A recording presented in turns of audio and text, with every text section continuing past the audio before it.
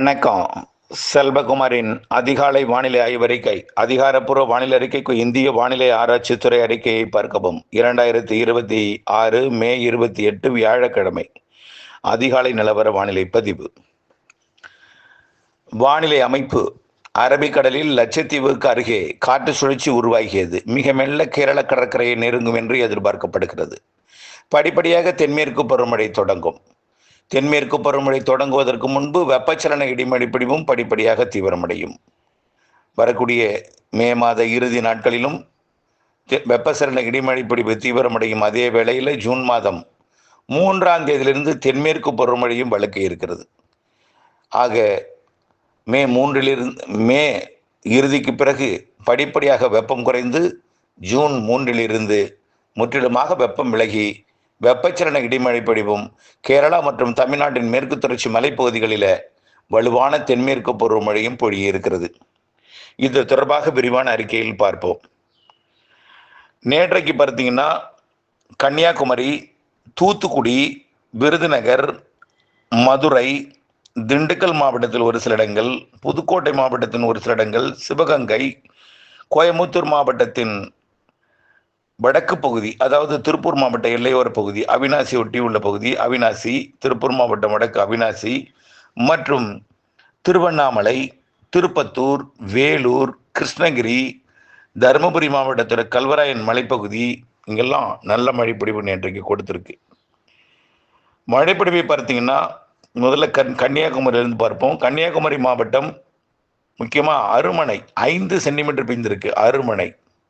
அடுத்தபடியாக சித்தாறு 2 51 மில்லிமீட்டர், அங்கே 5 சென்டிமீட்டர் மழை. அடுத்தது எடைக்கோடு 26 மில்லிமீட்டர், 2.5 சென்டிமீட்டர். அடுத்தபடியாக சித்திரங்குடு 16 மில்லிமீட்டர். அடுத்தபடியாக குளச்சல், தமிழில் கோலாச்சல்னு போட்டிருக்காங்க, குளச்சல் 24 மில்லிமீட்டர். அடுத்தபடியாக விருதுநகர், தூத்துக்குடி மாவட்டத்தில் மழை பொழிந்திருக்கு.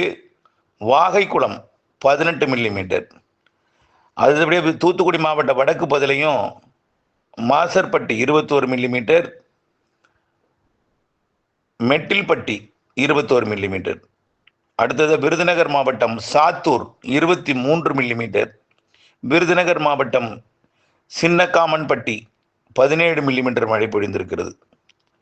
அடுத்தபடியாக தேனி மாவட்டம் வடக்கு பகுதியில் இருக்கக்கூடிய தேவதன்பட்டி 21 மில்லிமீட்டர்.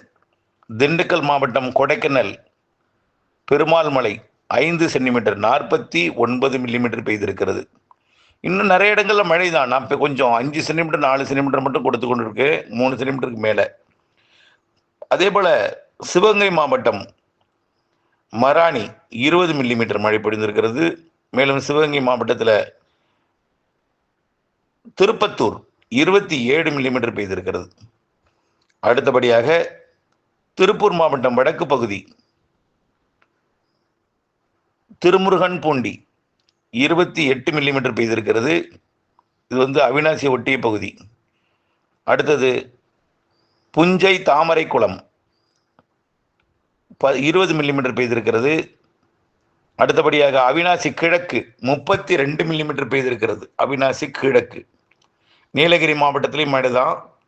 இன்னும் பல இடங்களில் மழை பொழிந்திருக்கிறது. நான் கொஞ்சம் முக்கியமான அதிக மழை பொழியும் என்று அறிவித்துக் கொண்டிருக்கிறேன். அடுத்தபடியாக பார்த்தீங்கன்னா கள்ளக்குறிச்சி மாவட்டத்தில் விருகாவூர் 29 மில்லிமீட்டர், சின்னச்சேலம் 18 மில்லிமீட்டர். அடுத்தது பக்காம்பாடி 30 மில்லிமீட்டர். அப்படியே வடக்கே திருவண்ணாமலை எல்லையோரம் வெள்ளிமலை 20 மில்லிமீட்டர்.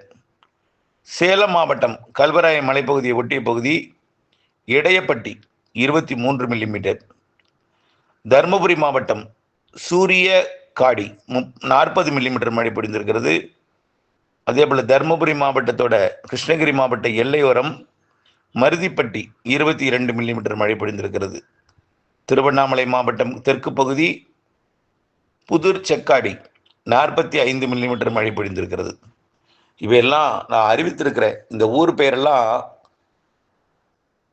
இந்த வருவாய்த்துறையோட மழைப்பதிவுலேயே, அதாவது அந்த வரைபடத்தில் உச்சரிப்பே அது எழுத்துக்கள் பிழையாக இருக்கிறது. தகட்டூருக்கு தகத்தூர்ன்னு இருக்கு, இப்படி மன்னார்குடிக்கு மண்ணடின்னு இருக்கு. ஆகவே இப்படி எனக்கு தெரிந்த தவறை நான் உணர்ந்தேன். ஆனால் பல்வேறு கிராமப்புற மழைப்பொழிவு என்பதனால அதோட பெயர்கள் சரியாக உச்சரிப்பில்லாமல் போனதற்கு காரணம் அதில் உள்ளபடி வாசித்த காரணத்தினால்தான். ஆகவே இன்னும் மழைப்பதிவு தெளிவாக வரும் பொழுது, அதிகாரப்பூர்வ மழைப்பதிவு மாநிலிருந்து வந்தால் அது திருத்தத்துடன் கூடிய தெளிவான ஒரு அறிக்கை மாவட்ட ஆட்சித்தலைவர் அலுவலரிலிருந்து வழங்கிய பொழுது அது தெளிவாக இருக்கும். அதை மதியம் பார்ப்போம். ரைட். இன்றைக்கு காற்று சுழற்சியானது லட்சத்தீவு அருகே உருவாகியிருக்கு. மெல்ல கேரள கடற்கரையை நோக்கி நெருங்கி வந்து கொண்டிருக்கு. இது பருவமழையை கிட்டத்தட்ட இன்றைக்கோ நாளைக்கோ தொடக்கிடும். ஆனால் இந்திய வானிலை ஆய்வு நிறுவனம் அந்த பருவமழையோட மழைப்பொழிவு அளவை வைத்து தான் பருவமழை தொடங்கியதாக அறிவிக்கப்படுகிறது என்று உணர்கிறேன். இருந்தாலும் லட்சத்தீவோட தெற்கு பகுதிக்கு பருவமழை தொடங்கிருச்சு. குமரிமுனையை ஒட்டி பருவமழை தொடங்கிருச்சு. அதே போல கேரள கடலோரம், அது கொல்லங்கோடு, கன்னியாகுமரி மாவட்டம் கொல்லங்கோடை ஒட்டி உள்ள விழுங்கம், பூவாறு, இந்த பகுதிக்கெல்லாம் பருவமழை தொடங்கிருச்சு. ஆனால் முழுமையான கேரளாவில் பருவமழை தொடங்கி அது குறிப்பிட்ட அளவு மழை பொழிந்தால்தான் பருவமழை தொடங்கியதாக அறிவிப்பு வரும் என்று நினைக்கிறேன். ஆனால் ஓரிரு நாட்களில் பருவமழை கேரளாவில் தொடங்கிடும். ஃபோர்ஸானா 3ஆம் தேதியிலேருந்து தான். அது அறிவிப்பு எப்போ வந்தாலும் பருவமழை விழுங்கம், பூவாறு போன்ற திருவனந்தபுரத்திற்கு தெற்கு, கோவளத்துக்கு தெற்கே இருக்கக்கூடிய பகுதிகள் தொடங்கிவிட்டது. லட்சத்தீவோட தெற்கு பகுதி தொடங்கிவிட்டது. அடுத்தபடியாக இன்றைக்கு மழைப்பொழிவு எங்கே இருக்கும் என்பதை பார்ப்போம். இன்றைக்கு, அதாவது நேற்று போல தான் இன்னைக்கும் மழைப்பொழிவு இருக்கும். அதாவது தென் மாவட்டங்களில் முதல்ல மழைப்பொழிவு தொடங்கும். தென் மாவட்டங்களில் தென் மாவட்ட மேற்கு தொடர்ச்சி மலையில் இன்றைக்கும் நேற்று போல் மழைப்பொழிவு தொடங்கும் மதியத்தில். குறிப்பாக கன்னியாகுமரி, திருநெல்வேலி, தென்காசி, தூத்துக்குடி மாவட்டத்தில் கூட ஒரு சில இடங்களில் நேற்று போல் இருக்கும்.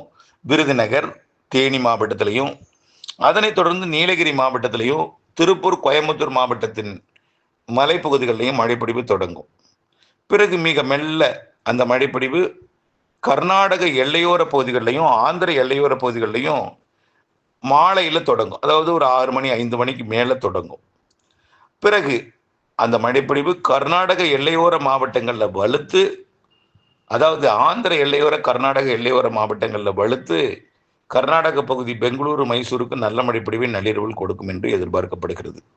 இது நேற்று போல் தான் பரப்பில் குறைந்த மழைப்பொழிவு இருக்கும். இன்னைக்கு வேறு இடங்களில் பெய்யும். கள்ளக்குறிச்சிக்கும் திருவண்ணாமலைக்கும், ராணிப்பேட்டை, வேலூர், திருப்பத்தூர் மற்றும்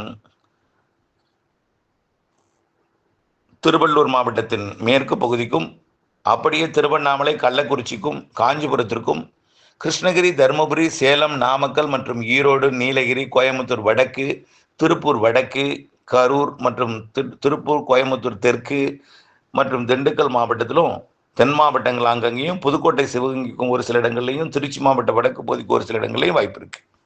ரைட். நாளைக்கு எப்படி இருக்கும் அப்படின்னு பார்த்தீங்கன்னா, 30ஆம் தேதி நாளைய மழைப்பொழிவு ஆந்திர எல்லையோர மாவட்டங்களில் கொஞ்சம் தீவிரமடையும். திருப்பதி, சித்தூர், குப்பம், நகரி போன்ற பகுதிகளிலிருந்து திருப்பத்தூர், வேலூர் மற்றும் ராணிப்பேட்டை, திருவள்ளூர் மாவட்டத்துக்குள் வரும் மழை அப்படியே சென்னைக்கும் நாளைக்கு 30ஆம் தேதி கொடுக்கலாம் என்று எதிர்பார்க்கப்படுகிறது. நாளைக்கு 30ஆம் தேதி சென்னைக்கு மழை வாய்ப்பு தெரியுது. பெரிய மழை இல்லை, குறைவான பரப்பில் கூட நெருங்கி கூட வரலாம், ஒதுக்கிட்டு கூட போகலாம். கண்டிப்பாக காஞ்சிபுரம் மாவட்டத்தை தாண்டி அது சென்னை மாநகரத்தின் மேற்கு பகுதிக்கும் வடக்கு பகுதிக்கும் வரலாம். அதாவது சனிக்கிழமை, நல்லா இருக்கிறங்க, 30ஆம் தேதி சனிக்கிழமை மாலை மதியத்துக்கு மேலே மாலை இரவு. ஆனால் உறுதியாக கர்நாடக, ஆந்திர எல்லையோர மாவட்டங்கள்லையும் கேரள எல்லையோர மாவட்டங்கள்லையும், குறிப்பாக திருப்பத்தூர், வேலூர், திருவண்ணாமலை, கள்ளக்குறிச்சி மற்றும் கல்வராயன் மலைப்பகுதி, கிருஷ்ணகிரி, தருமபுரி, சேலம், நாமக்கல், ஈரோடு, கோயம்புத்தூர், திருப்பூர், ஈரோடு, கரூர் இந்த மாவட்டங்களுக்கும், திருச்சிக்கும், அதே போல திண்டுக்கல் மாவட்டத்தின் பகுதிகளுக்கும் மழை வாய்ப்பு கொஞ்சம் உறுதியாகவே தெரிகிறது. தென் மாவட்டங்களுக்கும் ஞாயிற்றுக்கிழமை 31ஆம் தேதி கண்டிப்பாக சென்னைக்கு மழை உண்டு. சென்னையில் சென்னைக்குள் கடலோரமும் பொழிந்து அது செங்கல்பட்டுக்கும், விழுப்புரத்திற்கும், புதுச்சேரிக்கும் கூட கொடுக்கலாம். விழுப்புரம் மாவட்டத்திற்கும் செங்கல்பட்டு, அதாவது இன்றைக்கு ஆந்திர எல்லையோர, கர்நாடக எல்லையோர மற்றும் கேரள எல்லையோர மற்றும் உள் மாவட்டங்கள் ஆங்காங்கே தென் மாவட்டங்களுக்கும் நான் அப்படியே படிப்படியாக வந்து 30ஆம் தேதி சென்னைக்கு எட்டும் நெருங்கும். சென்னைக்கு 31ஆம் தேதி கண்டிப்பாக கொடுக்கும். அன்றைக்கே டெல்டாவின் வடக்கு பகுதிக்கும் மேற்கு பகுதிக்கும் அந்த கோடியக்கரை முனை தவிர்த்து ராமேஸ்வரம் பகுதி தவிர்த்து பிற பகுதிகள் கொடுக்கலாம். இங்கே வந்து தெற்கு காற்று வலுவாக பயணிக்கும். இதனால கொஞ்சம் போராட்டமாக இருக்கும். அந்த தெற்கு காற்று செயலில் இருந்தால் கூட கொஞ்சம் மழை பொழிவை கொடுப்பதற்கு வாய்ப்பு இருக்குது. பொறுத்திருந்து பார்ப்போம் வரக்கூடிய நாட்களில் எப்படி தெற்கு காற்றோட வேகம் மாறுகிறது என்று. 31ஆம் தேதி பரவலாக மழை தொடங்கிடும். வெப்பச்சலன இடிமழை பொழிவு தென்மேற்கு பருவமழை மெல்ல தொடங்கும். 1ஆம் தேதி இன்னும் பரவலாயிடும். ஆந்திர கர்நாடக எல்லையோர மாவட்டங்கள் மற்றும் கேரள எல்லையோர மாவட்டங்கள் அனைத்து உள் மாவட்டங்களில் வலுப்பெறும் மழை திங்கட்கிழமை ஜூன் 1ஆம் தேதி. இதில் தருமபுரி, கிருஷ்ணகிரி எல்லாம் பலத்த மழை பொழிவு தெரிகிறது. ஜூன் 31ஆம் தேதியிலேருந்து பரவலாகுங்க மழை. கோடியக்கரை முனைய மழை தொட்டுட்டுனா தமிழ்நாட்டை எங்கேயுமே ஒதுக்காது. அப்படிப்பட்ட மழைப்பொழிவை கொடுக்கும். கோடியக்கரை மற்றும் வேதாரண்ய ஒன்றிய பகுதி, அப்புறம் ராமேஸ்வரம் பகுதி, தூத்துக்குடி மாவட்டத்தோட கடலோர பகுதி மற்றும் ராதாபுரம் பகுதிக்கு தொட்டிட்டுனா, ராமநாதபுரம் மாவட்ட தெற்கு பகுதிக்கெல்லாம் தொட்டிட்டுனா தமிழ்நாடு முழுவதும் அது பரவலான மழையாக மாறிடும். அதனால தான் நான் சொல்கிறேன், டெல்டாவை நெருங்குது மழை 31 தேதி. சென்னைக்கும் 30-31 கிடைச்சிடும். 31 1ஆம் தேதியும் சென்னைக்கெல்லாம் கிடைக்கும். ஆனால் இதனால் என்ன ஆகும்னா மாலை இரவு இடிமழை பொழிவு அடுத்த நாள் வெப்பத்தை குறைக்கும். 2ஆம் தேதி இன்னும் பரவலாகும் மழைங்க. படிப்படியாக 4ஆம் தேதி கடலோர மாவட்டம், 3ஆம் தேதி 4ஆம் தேதி உறுதியாக வேதாரண்யம் உட்பட கிடைச்சிடும். ஆனால் நாள் முழுவதும் பெய்கிற மழை இல்லைங்க. மேற்கிருந்து மழை வரும். ஏதாவது ஒரு ட்ராக்ல வந்து கடலுக்குள்ளே போகும். அது என்ன அதாவது தென்மேற்கு பருவமழை தொடங்கிய காரணத்தினாலே வங்கக்கடலிலும் காற்று சுழற்சி உருவாகி இரு காற்று இணைவு, அதாவது இணைப்பு சுழற்சியால் பிணைக்கப்பட கடலோரமும் மழை வந்துடும். 31ஆம் தேதிக்கு மேலே கடலோரமும் மழை வந்துடும். ஒதுக்கி ஒதுக்கி தான் இருக்கும். கேரளாவில் தென்மேற்கு பருவமழை 3ஆம் தேதியிலிருந்து தீவிரமடையும். நாள் 5 ஜூன் மாதம் முழுவதுமே வலுத்த தென்மேற்கு பருவமழை தான். சில நாட்கள் பலத்த மழையாக இருக்கும், சில நாட்கள் மிதமாக இருக்கும், கனமாக இருக்கும், சில நாட்கள் ஓய்ந்திருந்தால் போல் சற்று தூறல் சாரலை கொடுத்து கொண்டிருக்கும். மீண்டும் தொடங்கிடும். ஆக ஜூன் மாதம் முழுவதுமே தென்மேற்கு பருவமழை வலுத்திருக்கும். 3ஆம் தேதி அது வலு பெறுகிறது. ஜூலை மாதம் அதை விட கொஞ்சம் வலுவாக இருக்கும். ஆகஸ்ட் மாதம் அதை விட வலுவாக இருக்கும். ஆக ஜூன், ஜூலை, ஆகஸ்ட் நல்ல மழை தென்மேற்கு பருவமழை இருக்கிறது. ஜூலை இறுதியில் அணைகளை நிரப்பும். கண்டிப்பாக மேட்டூர் ஜூலை இறுதியில் நிரம்பும்.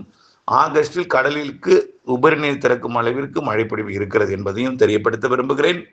தென்மேற்கு பருவமழை தொடங்கியதுமே, இந்த வலுவான தென்மேற்கு பருவமழை ஜூன் 3ஆம் தேதி தொடங்கியதுமே வெப்பம் தணிந்துவிடும். அதனால தான் ஜூன் 4ஆம் தேதி பள்ளி திறப்பதற்கான தேதி அறிவிக்கப்பட்டிருக்கிறது. கண்டிப்பாக ஜூன் 4ஆம் தேதியிலிருந்து முற்றிலுமாக வெப்பம் தணிந்திருக்கும். மேற்கு காற்று வீசும், குளிர்ந்த காற்றாக இருக்கும்.